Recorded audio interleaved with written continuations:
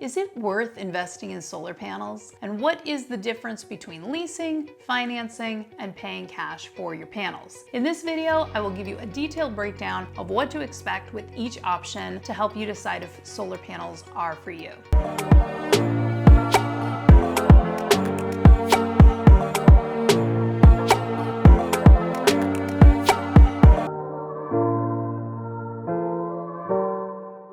Hey everyone, it's Kimberly, your go-to real estate agent here in Tucson, Arizona, and today we are talking about solar panels here in Southern Arizona because we are one of the sunniest cities in the country, and I get asked about solar energy all the time from buyers purchasing homes here. Comment below if you have thoughts or questions about solar here in Tucson. Don't forget to like and subscribe to follow along with Tucson News and learn more about things to do and see and know about this city, my hometown, and when you're ready to buy or sell a Tucson home, you know where to find me. All my contact information is in the description below each video on this channel. And of course, please check out other videos on this channel after this one. We have over 100 videos out about Tucson and real estate on this channel. Well, when you think about what you need to make solar panels as effective as possible, one thing that should come to mind is, of course, the sun. Tucson has almost 300 sunny days a year. This means we have an ideal environment to harvest the sun's power, especially compared to most of the United States. There are many factors that will determine how much you could benefit in savings on your power bills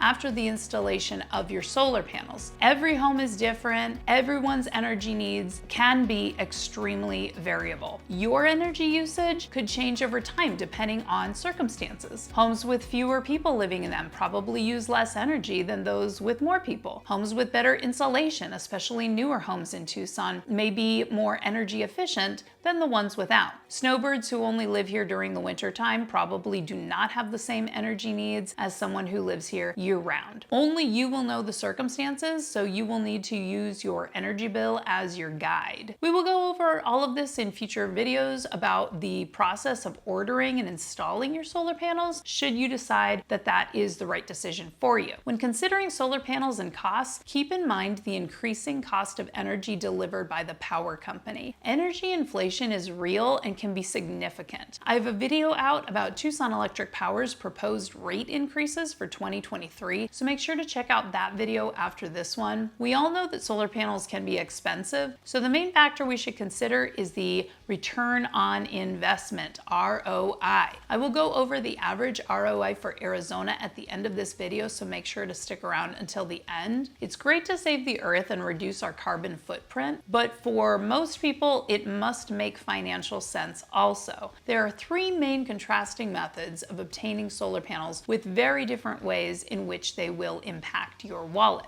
The first way to pay for solar is by leasing the panels, and this is the most common option that I see while I am helping people buy and sell homes. Leasing solar panels is very enticing to many people because you don't have to put any money down, and people like that. You can save money by powering your home with solar panels and reducing your monthly electric bills by the amount of energy produced by the system. People like having the predictable lease payment each month, so they have a predictable budget. Keep in mind that if the panels don't produce 100% of your energy needs, you will still have to pay your remaining electric bill along with your lease. Now, another benefit to having a solar lease is that usually the leasing company is responsible for monitoring and maintenance of the system. It's more of a set it and forget it system, although you will more than likely have an app that lets you monitor how the system is performing, which is nice to have. Now that I've told you why people would choose a solar lease, let's talk about some of the cons. With a lease, you don't own the panels. The leasing company does. This might not seem like a big deal on the surface, but there is a huge hidden cost. If you lease, you don't get the federal or state tax incentives because the leasing company gets those benefits instead. And those benefits could be huge. And we'll discuss that in a moment as we move on to the actual ownership of the panels versus leasing. But an additional con of the lease agreements is that most of them have step-up payments. And this means that over time, your lease payments increase. So for example, you could could be paying $150 monthly now, but your payment would gradually increase year over year. And when the lease is up, depending on your lease agreement, the leasing company may remove the panels from your property. So you will want to go over any contract closely to make sure you understand how your lease payments may or may not increase. So who is the ideal person for leasing solar panels? Well, I would say that the person who wants to save the money now, but doesn't have the money to pay cash or have the credit to finance. Which leads me into the next option for paying for solar panels for your home, which is financing. You can finance your solar panels, which means that you own them, but you can't pay for them all at once. So you're making payments on them to pay them off over time. A lot is factored into how much the total cost will be for the panels in the end, because financing is extremely variable for each individual. The length of the financing term, credit scores, the type of loan, and interest rates are all major factors when it comes down to the total cost you would pay for the solar panels. So if you have good credit and you can find a good interest rate, financing may be a good option for you if you want to own your panels outright. Now, you might be asking, why would I do this versus leasing? Well, long term, you will more than likely save money on your system if you finance, because when you finance, you can claim the federal solar tax credit as well as any local or state credits. The Inflation Reduction Act, just recently passed, increases the federal tax credit from 26% to 30% on all eligible solar installations. This is a huge deal. Pair that with Arizona's incentive, which maxes out at $1,000. Now make sure you're talking to your tax advisor or your accountant or your financial advisor about all of this before you make any decisions. So just for example, if you buy solar and it costs $30,000, your federal tax credit will be $9,000 back in your pocket at tax time. Pair that with Arizona's 25% state tax credit, which maxes out at $1,000, and you save $10,000 on your solar installation. Now your $30,000 system is costing you $20,000. Make sure to talk to your tax professional about this, since this will be based on how much income tax you pay. If your total federal tax bill is less than $9,000, you may have to carry over your credit into the future. Of course, make sure to also talk to your fiduciary financial planner about what financing option would be best for your situation should you choose to go solar by financing. So the final payment option is to just pay straight cash, which is the most financially lucrative option probably. Paying for your system in full will give you the benefits of reducing or even eliminating your power bill altogether, but only if you can afford it. There is one main reason that paying in full can be risky, and this sounds obvious, but it's probably not a good idea to pay in full for panels if you just can't afford it. So like if you spend all the money you have in the bank and don't leave a safety net for your finances, you could be at risk. Because if you lose your job, for example, you might lose your home along with your solar panels, in which case you lose those solar panels too. So